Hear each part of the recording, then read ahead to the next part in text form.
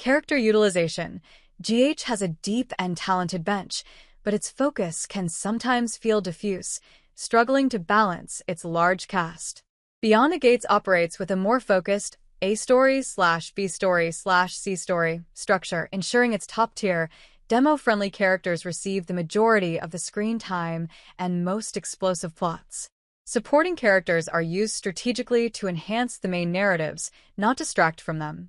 Thematic fearlessness. Both shows tackle serious issues. However, Beyond the Gates has gained a reputation for a grittier, more psychologically complex approach. A recent storyline involving a male lead suffering from postpartum depression, told over a 6-month arc, was hailed for its raw and unflinching portrayal.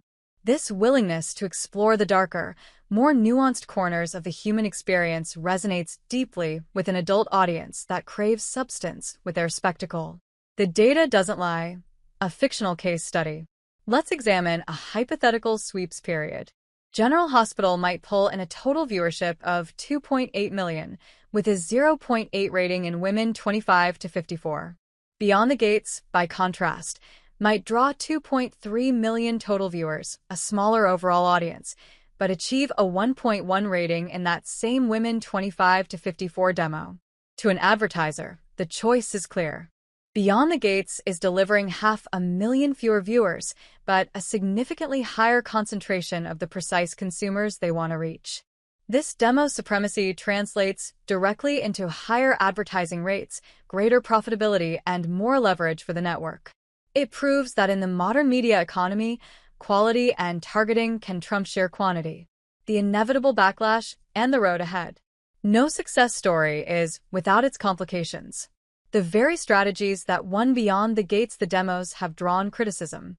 Some purists argue the show has sacrificed the warmth and community feel of classic soaps for a colder, more cynical, plot-driven tone.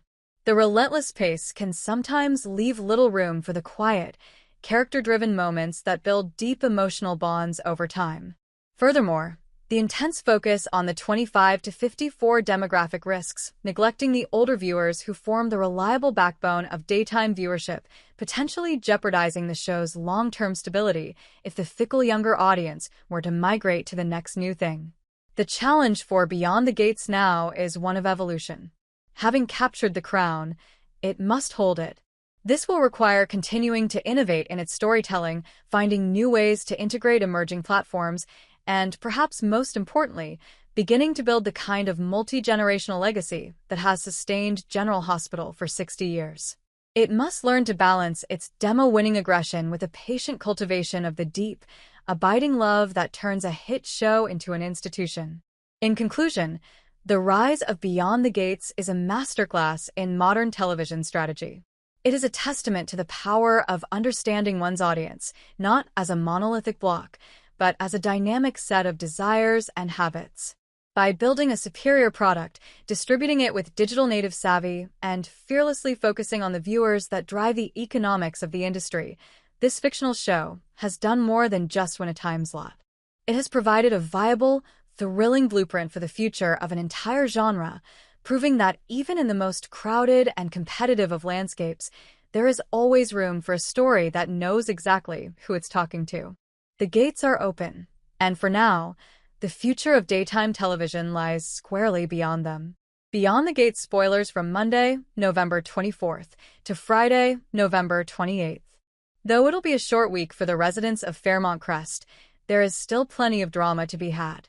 While Leslie makes a surprising connection, Tomas is put on notice, and Danny and Andre are in the midst of a disaster.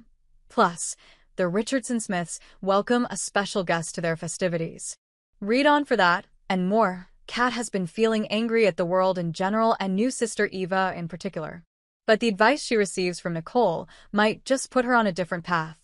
Holidays are tricky, especially for a family like the Hawthorns. Will Isaiah take the good advice he gets with regards to how he should navigate Thanksgiving with his dad? Leslie manages to make a rather unexpected connection. What does Tomas do that has Bill warning that his future at the firm might be cut short? Beyond the Gates spoilers for Tuesday, November 25th.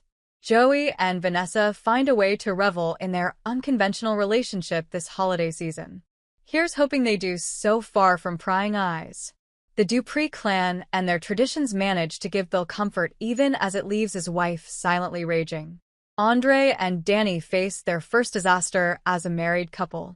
It's a dream come true for Eva as, for the first time ever, she gets to celebrate a special occasion with both of her parents.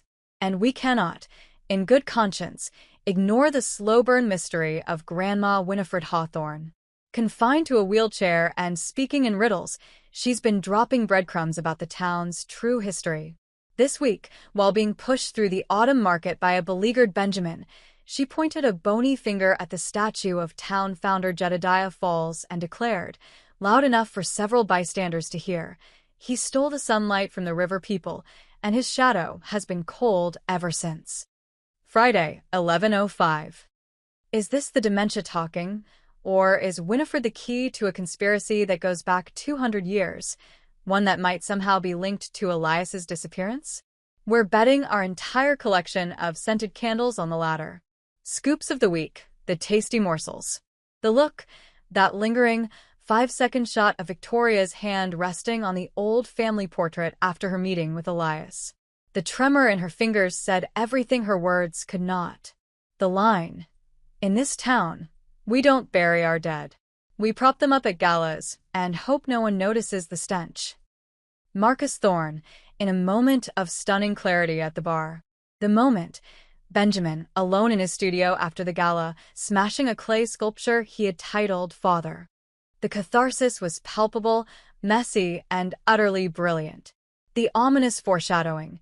The final shot of the week was of Isadora Vance, alone in the archives, holding a faded, blood-stained map of Serenity Falls from 1825, with a slow, sinister smile spreading across her face.